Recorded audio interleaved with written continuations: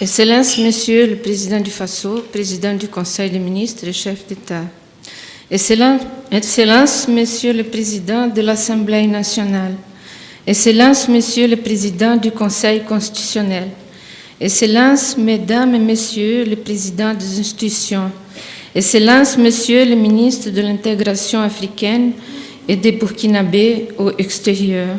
Excellences, Messieurs les ministres d'Affaires étrangères et de la coopération. Excellences, Mesdames et Messieurs les membres du gouvernement. Excellences, Mesdames et Messieurs, chefs de missions diplomatiques et consulaires. Mesdames et Messieurs les représentants des organisations internationales et interafricaines. Mesdames et Messieurs les consuls honoraires. Honorables invités, Mesdames et Messieurs. C'est avec un réel plaisir et un signe honneur qu'au nom du corps diplomatique accrédité au Burkina Faso, j'ai saisi cette occasion pour présenter à vous-même, à votre famille, à votre gouvernement et au peuple burkinabé nos vœux ardents de bonheur, de santé et de paix pour l'année 2020. Je tiens à vous remercier en mon nom et du corps diplomatique près de les Burkina Faso, que je représente en ma qualité de doyenne, pour l'accueil chaleureux, cette hospitalité qui nous fait sentir chez nous. Je vous remercie aussi pour la qualité des relations diplomatiques que le Burkina Faso entretient avec nos pays respectifs. Excellences, Monsieur le Président, il est dit que la nouvelle année de 2020 marque le début d'une décennie prometteuse pour l'Afrique.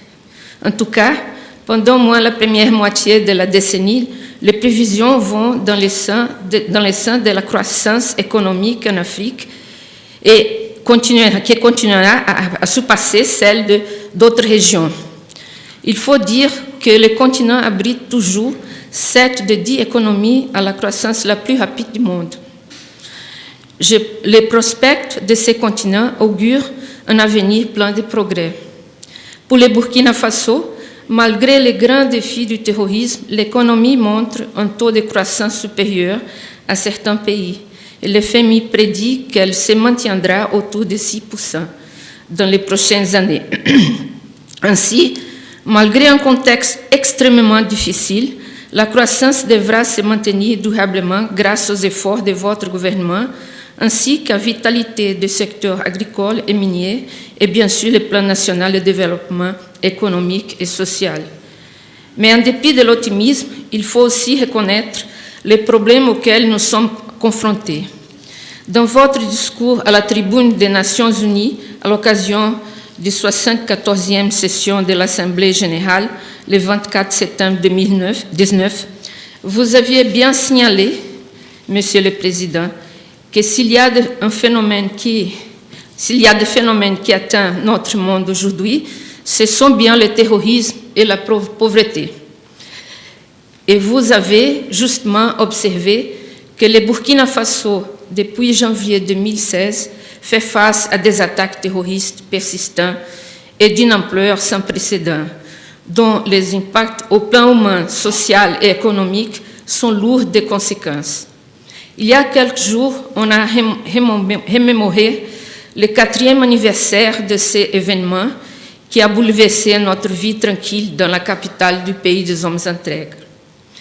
J'ai lu quelque part qu'on ne s'habitue jamais avec le terrorisme, mais il faut apprendre à vivre avec ses conséquences.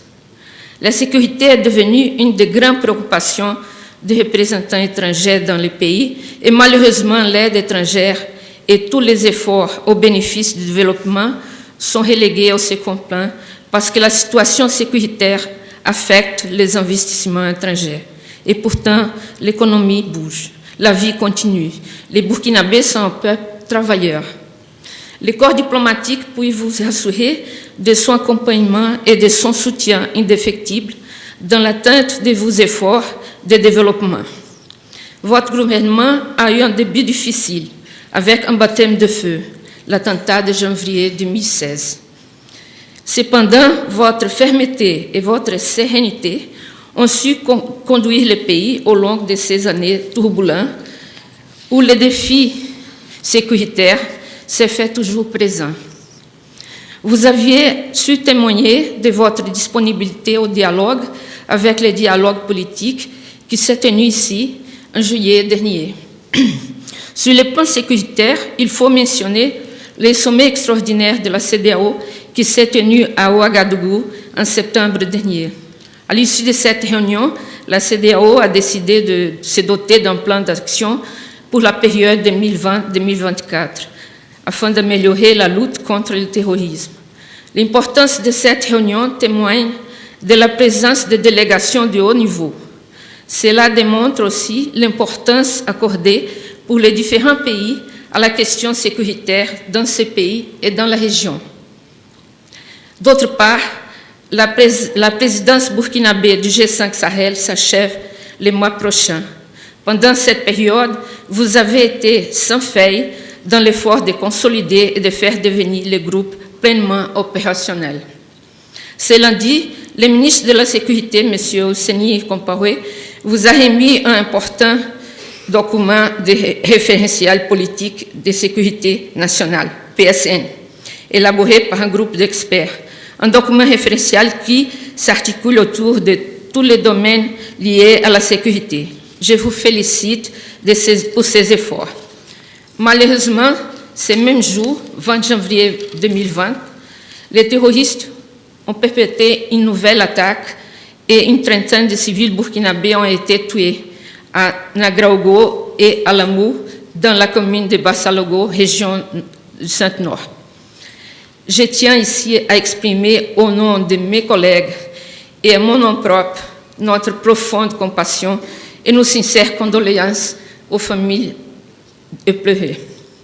Les terroristes, du fait de leurs actes lâches et ignobles, poursuivent la déstabilisation du pays à travers l'instrumentalisation des problèmes entre les communautés et qui se transforment souvent en affrontements violents, ce qui met en péril la cohésion sociale.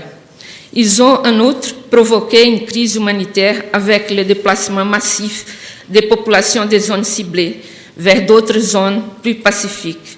Les Burkinabés ne devraient surtout pas tomber dans leur piège. Pour conclure mon propos, je voudrais souhaiter que les élections prochaines se déroulent dans les conditions optimales de sérénité et de transparence. Nous suivons avec intérêt et nous faisons confiance quant aux défis à relever. Bonne année à tous.